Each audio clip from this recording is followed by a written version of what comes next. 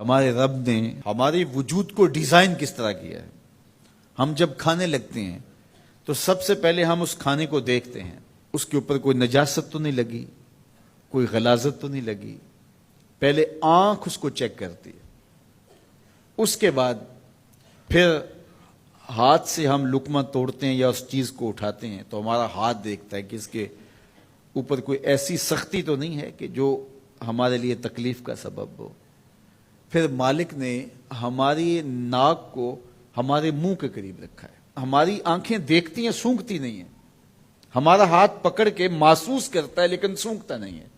اب اس چیز کو ہم اپنے منہ کے قریب لانے لگے تو سب سے پہلے جو ہے وہ اس کو اس سینسر سے گزارا گیا کہ اس کے اندر کوئی معمولی سمیل بھی ہوئی تو یہیں سے چھوڑ دیں گے۔ لائے تھے ہم حلال رزق سے، لیکن پھر بھی ہم نے اس کو آنکھ سے چیک کیا، پھر ہاتھ نے چھوا، پھر سونگا، اس کے بعد پھر اب ہم زبان پہ رکھیں گے۔ اب ہمارے رب نے زبان کو 3 حصوں میں تقسیم کیا ہے۔ زبان کی جو نوک ہے اس کے اوپر نمکیات کو چکھنے کے ذائقے رکھے ہیں۔ زبان کا درمیانہ حصہ جو ہے یہ مٹھاس کا احساس کرتا ہے، اور حلق کے قریب جو حصہ ہے یہ کڑواہٹ کا احساس کرتا ہے۔ تو اب اس کو زبان پر رکھ کے چکھا کہ یہ بد ذائقہ تو نہیں ہے، اب زبان نے بھی کہہ دیا کہ اس کا ذائقہ بھی ٹھیک ہے۔ اب دانتوں کی چکی میں پیسا کہ اس کے اندر کوئی ایسی چیز تو نہیں ہے کہ جو تمہارے معدے پہ شاک ہو، پھر تمہارے حلق سے نیچے اترا۔ وہ رب نہیں چاہتا تمہارے حلق میں ایک لقمہ بھی ایسا جائے جس میں ذائقہ نہ ہو، جس کے اندر بدبو ہو، جس میں تعفن ہو، جس پر کوئی غلاظت ہو اور جو ناپسندیدہ ہو۔ تمہارا رب چاہتا ہے تم طیب لو، ستھرا لو، تاکہ تمہارا ظاہر بھی ستھرا ہے، تمہارے وجود کا حصہ بننے والی غذا جو ہے وہ بھی پاک اور ستھری ہو۔ تمہارا رب تمہیں صاف دیکھنا چاہتا ہے، صاف رکھنا چاہتا ہے۔ یہ تمہارے لیے اس رب کی تلقین ہے کہ تم صاف رہو۔ جو کھانے کا وضو ہے وہ ہاتھ دھونا ہے اور کلی کرنا ہے۔ جب تم کھانا کھانے لگو تو ہاتھ دھو لو اور اس کے بعد کلی کرو اور اس کے بعد کھانا شروع کرو، اور کھانے کے بعد پھر دوبارہ کلی کرو۔ اور ہمیں بار بار مسواک کرنے کی تلقین کی گئی۔ مسواک منہ کو صاف کرتی ہے اور رب کو راضی رکھتی ہے۔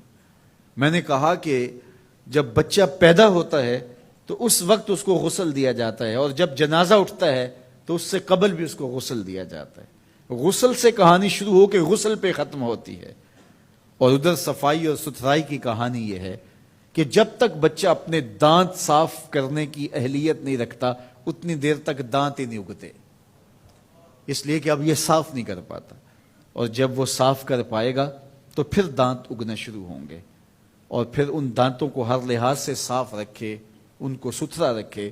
میرے اور آپ کے آقا و مولا حضور ختم المرتبت صلی اللہ علیہ وآلہ وسلم کا جب آخری وقت آیا اور حضرت اسرائیل علیہ السلام قبض روح کے لیے اجازت طلب کر رہے تھے تو حضور نے فرمایا عائشہ مسواک دو، تو حضور کو مسواک دی گئی۔ نقاہت تھی، کمزوری تھی، اور مسواک سخت تھی، تو حضور نے ارشاد فرمایا عائشہ اس کو چبا کے دو۔ تو ام المومنین سیدہ عائشہ رضی اللہ تعالیٰ عنہ فرماتی ہیں میں خوش قسمت ہوں کہ آخری لمحات میں میرا لعاب اور حضور کا لعاب مل گیا۔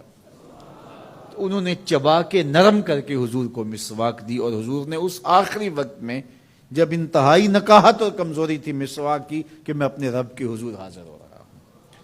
تو ہمارے دین نے ہمیں یہ تلقین کی ہے کہ تم اپنے آپ کو بھی صاف رکھو، اپنے وجود کو بھی صاف رکھو، اپنے بالوں کو بھی صاف رکھو، اپنے لباس کو بھی صاف رکھو، لیکن پھر اس پہ اکتفا نہیں ہے، جہاں تم رہتے ہو اس جگہ کو بھی تم صاف رکھو، اپنے اطراف کے ماحول کو بھی صاف رکھو، اپنے گھر کو بھی صاف رکھو، اور اپنی گلی کو اور اپنے محلے کی صفائی کا اہتمام کرو۔